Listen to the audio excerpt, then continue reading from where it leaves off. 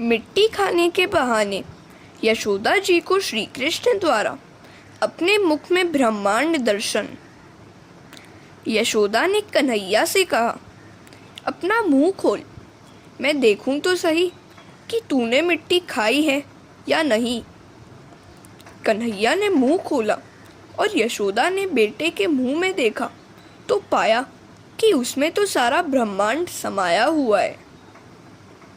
मुख दर्शन के बहाने कन्हैया ने माता को अपना विश्व रूप दिखलाया। सुखदेव जी वर्णन कर रहे हैं, ईश्वर के स्वरूप का ज्ञान लीला में बाधक है। वैष्णवीम व्यतनोन्माया पुत्र स्नेहमयी विभव। पुत्र स्नेहा वैष्णवी माता के हृदय में कन्हैया ने योग माया का संचार कर दिया। सो यशोदा कन्हैया का वास्तविक स्वरूप भूल गई और फिर से उसे अपना पुत्र ही मानने लगी। पूतना ने बहुत से बालकों का वध किया था। वे सब पूतना के स्तन द्वारा प्रभु के पेट में जा पहुंचे। अविद्या के संसर्ग में आए हुए जीवों का उद्धार सच्चे संतों की चरण रज के सिवाय हो नहीं पाता। गोकुल में बहुत से ऋषि मुनि गायों का अवतार लेकर आए हुए हैं। उनके चरणों की रज मेरे पेट में जाने से वे सभी जीव मुक्त हो जाएंगे जो मेरे पेट में हैं, अर्थात अपने पेट में बसे हुए उन जीवों का उद्धार करने के लिए ही कृष्ण ने मिट्टी रूपी व्रजरज खाई थी। प्रभु के हृदय में रहना अथवा परमात्मा को अपने हृदय में रखना, यह तो श्री कृष्ण की लीला है, निरोध लीला है। आत्मा वैसे तो निराकार और स्वतंत्र बंधन मुक्त ही है, किंतु मन के कारण वह आबद्ध हो जाती है। भगवान तो मृत्यु के पूर्व ही मुक्ति देते हैं। प्रभु प्रेम में हृदय का द्रवित होना ही तो मुक्ति है। प्रभु प्रेम में संसार को भूलना ही तो मुक्ति है। मन मरा कि मुक्ति मिल गई। मन की मृत्यु होने से निरोध होता है और निरोध होने पर मुक्ति मिलती है। मृत्यु के बाद ही नहीं, मृत्यु के पूर्व भी मुक्ति मिल सकती है। जो मृत्यु के पहले ही मुक्ति नहीं पा सकता है, उसे मृत्यु के बाद मुक्ति मिलना बड़ा कठिन है। शरीर और इंद्रियों की उपस्थिति में जिसे भजनानंद प्राप्त होता है, उसे शरीर त्याग के बाद परमानंद का अनुभव होता है। भागवत मृत्यु के बाद मुक्ति दिलाने वाला शास्त्र नहीं है, वह तो जीते जी मुक्ति दिलाती है। मृत्यु के बाद मुक्ति मिले या ना मिले, वह कौन जान पाता है। इसी कारण से तो महात्मा जीवन मुक्ति के गुण गाते हैं। वैसे तो देह और इंद्रियों से संबंध है ही, सो उनकी उपस्थिति में ही हमें मुक्ति मिलनी चाहिए।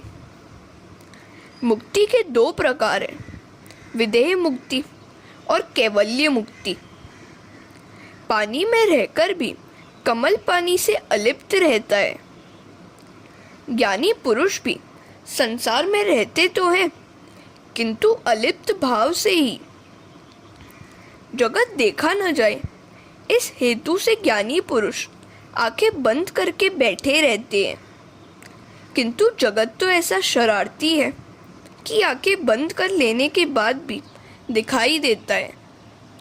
हरे कृष्णा।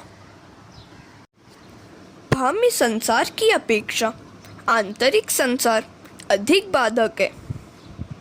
मन में से उसे मिटा देने पर ही भक्ति ठीक तरह से की जा सकती है। नौका को रहना तो जल ही में है, किंतु यदि जल नौका पर सवार हो जाए तो नौका डूब जाती है। भाम्य संसार को मन में न आने देने के हेतु ज्ञानी जन बड़े सतर्क रहते हैं। वैसे संसार स्वयं तो बाधक नहीं है, किंतु उसका चिंतन, उसकी आसक्ति बड़ी बाधक है। संसार तो सुखदाता है, ऐसी कल्पना भी भक्ति मार्ग में बाधा रूप है। ज्ञानी पुरुष शरीर को एक आवश्यकता के रूप में स्वीकार करते हैं, किंतु वे यह भी स्पष्टतः जानते हैं कि सांसारिक सुख भ्रामक है, वह केवल आभासित सुख है। दृश्य पदार्थ में से हटकर दृष्टा में जब दृष्टि स्थिर होती है तभी आनंद मिलता है। दृश्य दुख रूप ही है। दृश्य के दृष्टा को साक्षी कहते हैं। दृश्य दुख रूप है, दृष्टा मात्र आनंद रूप ही है। दृष्टि को दृश्य में से हटाकर दृष्टा में स्थिर करोगे तो आनंद मिलेगा। जगत में रहना है और विषय भी रहेंगे ही। शरीर, मन और जगत से भागा तो जा नहीं सकता, किंतु आसक्ति छोड़नी है। अज्ञानी जीव जगत को भोग दृष्टि से और ज्ञानी जीव भगवत दृष्टि से देखता है। माया का अर्थ है लौकिक नाम रूप में आसक्ति और भक्ति का अर्थ है अलौकिक नाम रूप में आसक्ति। भक्ति मार्ग में भावना और श्रद्धा के बिना सिद्धि मिल नहीं पाती। आत्मा को क्या मुक्त करोगे? वह तो मुक्त ही है। प्रभु के हृदय में निवास करना ही निरोध है। विरोध और वासना निरोध को प्रतिबंधित करते हैं। जब तक हृदय में विरोध है तब तक निरोध नहीं हो पाएगा। जीवन में से विरोध और वासना के जाते ही अपने आप निरोध हो जाता है। मुक्ति कब मिलती है? शरीर के मरने से मुक्ति नहीं मिलती, मन के मरने से मुक्ति मिलती है। मन का निरोध ही मुक्ति है। दशम स्कंद में निरोध लीला है। सभी सांसारिक विषयों में से मन हटकर जब ईश्वर से मिल जाता है तब मुक्ति आ जाती है। परमात्मा आनंद स्वरूप है। मन अर्ध चेतना है। मन सांसारिक विषयों के साथ एक नहीं हो सकता, क्योंकि संसार जड़ है और मन अर्ध चेतन। सजातीय वस्तु एक हो पाती है। मन ईश्वर के सिवाय अन्य किसी भी वस्तु से एक हो नहीं सकता, अभिन्न नहीं हो पाता। मनुष्य चाहे जितना कामी क्यों ना हो, काम सुख के उपभोग के बाद उसका मन नारी देह से दूर हो जाता है। कामेष्णा दूसरी बार जाग सकती है, किंतु तत्काल तो नारी देह से हट ही जाएगी। अब वह उदासीनता यदि हमेशा के लिए मन में जम जाए तो बेड़ा पार है। वैराग्य क्षणिक नहीं, स्थायी होना चाहिए। विषय भोग के बाद शीघ्र ही उत्पन्न होने वाला वैराग्य वैराग्य नहीं, उसका आभास मात्र होता है। कई बार वैराग्य उत्पन्न तो होता है, किंतु माया उसे रहने नहीं देती। मन संसार के जड़ पदार्थों के साथ नहीं, ईश्वर के साथ ही एकाकार हो सकता है। कृष्ण लीला मन का निरोध, हृदय में प्रभु का निवास करने के लिए। हरे कृष्णा। पूर्व जन्म का शरीर तो मर गया है, किंतु मन नया शरीर लेकर आया हुआ है। जीवात्मा मन के साथ जाता है, सो शरीर की अपेक्षा मन की चिंता अधिक करनी है।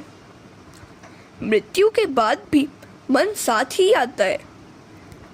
पति पत्नी, माता पिता, पुत्र परिवार तुम्हारे मरने के बाद यहीं रह जाएंगे, किंतु मन तो संग ही चलेगा। सो अन्य सभी की ओर से आसक्ति कम करके मन की चिंता अधिक करो। यदि कोई सांसारिक वस्तु बिगड़ गई या खो गई तो और मिलेगी।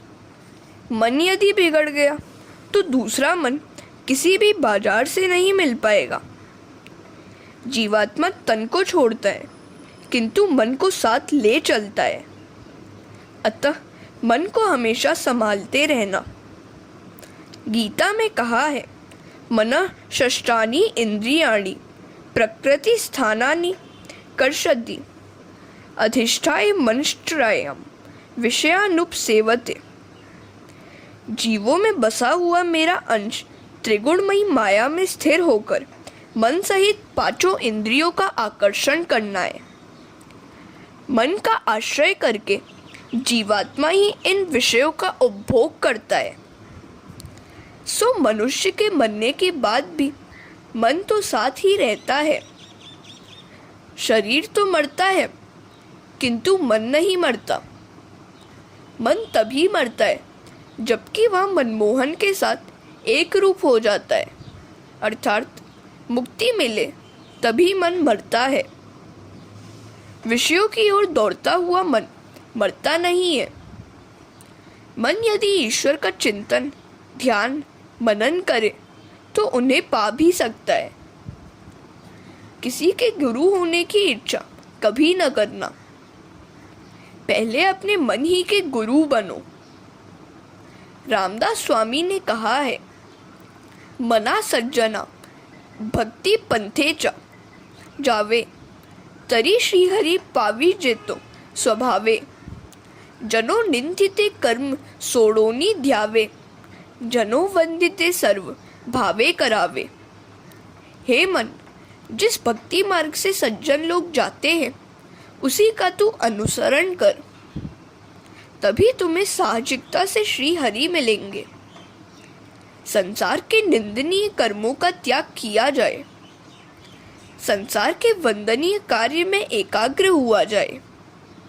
अरे मन, तू पाप क्यों करता है?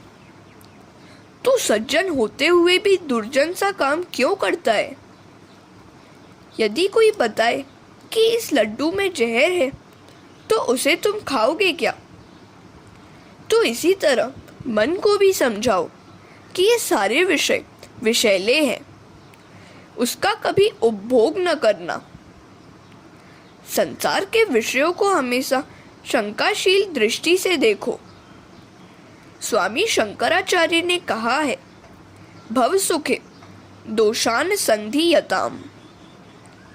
गुरु बनने की अपेक्षा किसी का शिष्य बनना अच्छा है। यदि तुम किसी व्यक्ति के गुरु हो और वह शिष्य कुछ पाप करे तो उसके लिए तुम ही जिम्मेदार माने जाओगे। आत्मा मन का गुरु है, स्वामी है और मुक्त भी है। मुक्ति मन को मिलती है। आत्मा तो मुक्त है, स्वतंत्र है। निद्रा और समाधि में अंतर है, फिर भी बहुत कुछ साम्य भी है। हरे कृष्णा। समाधि में मन सभी विषयों से निवृत्त हो जाता है और चित्त वृत्ति का निरोध होता है। निद्रा में भी मन संसार को भूल जाता है। संसार भूलने पर ही निद्रा आती है। नींद के समय भी मन संसार के विषयों से परे हो जाता है, किंतु निद्रावस्था में मन पूर्णतः निर्विषय नहीं हो पाता। निद्रा का सुख तामसी है, उसमें अहम भाव शेष रह जाता है। अहम भाव का लय नहीं होता है। समाधि की अवस्था में मन पूर्णतः निर्विषय हो जाता है, अहम भाव भी लुप्त हो जाता है। श्रीमद् शंकराचार्य शिव मानस पूजा स्तोत्र में कहते हैं, आत्मा त्वं गिरिजामति सहचरा प्राणा शरीर ग्रहम, पूजा ते विषयोपभोग रचना निद्रा समाधि स्थिति, संचार पदयो प्रदक्षिण विधि स्तोत्राणि सर्वांगिरो, यद्यत् कर्म करोमि तत्तदखिलम शंभो तवार धनम। हे शंभु, तुम मेरी आत्मा हो, बुद्धि पार्वती है, प्राण आपके गण है, शरीर आपका मंदिर है, सभी विषय भोगों की रचना आपकी पूजा है, निद्रा समाधि है, मेरा हलन चलन आपकी परिक्रमा है, मेरे सभी शब्द आपके स्तोत्र हैं। इस भांति मेरी सभी क्रियाएं आपकी आराधना रूप बने। योगी जन आत्म स्वरूप में मन का लय करते हैं। मन को यदि कोई विषय नहीं दोगे तो वह आत्मस्वरूप में जा मिलेगा और वैसा लय ही मुक्ति है। विषयों के चिंतन से मन जीता है और उसके त्याग से वह मर जाता है। सांसारिक विषयों में से हट जाने पर मन शांत हो जाता है। दिए में जब तेल बाकी नहीं रहता तब वह बुझ जाता है। इसी प्रकार मन में से सांसारिक विषयों का निष्कासन होने पर वह शांत हो जाता है। मन को हमेशा किसी आधार की आवश्यकता रहती है, सो उसे प्रतिकूल विषयों से अलग करके अनुकूल विषयों की ओर मोड़ देना चाहिए। निद्रा के समय भी समाधि सा ही आनंद मिलता तो है, किंतु वह आनंद तामस होता है। निद्रा में सब कुछ मिट सा जाता है, किंतु अहंकार तो बना ही रहता है। जबकि समाधि की अवस्था में नाम, रूप और अहंभाव निशेष हो जाता है। समाधि के दो प्रकार हैं, जड़ और चेतन। योगी मन को बलपूर्वक वश करके प्राण को ब्रह्मरंध्र में स्थापित करते हैं। यह हुई जड़ समाधि, किंतु बलात्कार के बदले मन को प्रेम से समझा बुझाकर विषयों से हटा लेना अधिक श्रेयस्कर है, और यही तो है चेतन समाधि। विश्वामित्र ने 60,000 वर्षों तक तप किया, फिर भी वे मेनका के सौंदर्य को देखकर लोलोप हो गए। इसका कारण यही है कि उनकी समाधि जड़ थी। समाधि तो साहजिक होनी चाहिए। साधो सहज समाधि बली। हरे कृष्णा।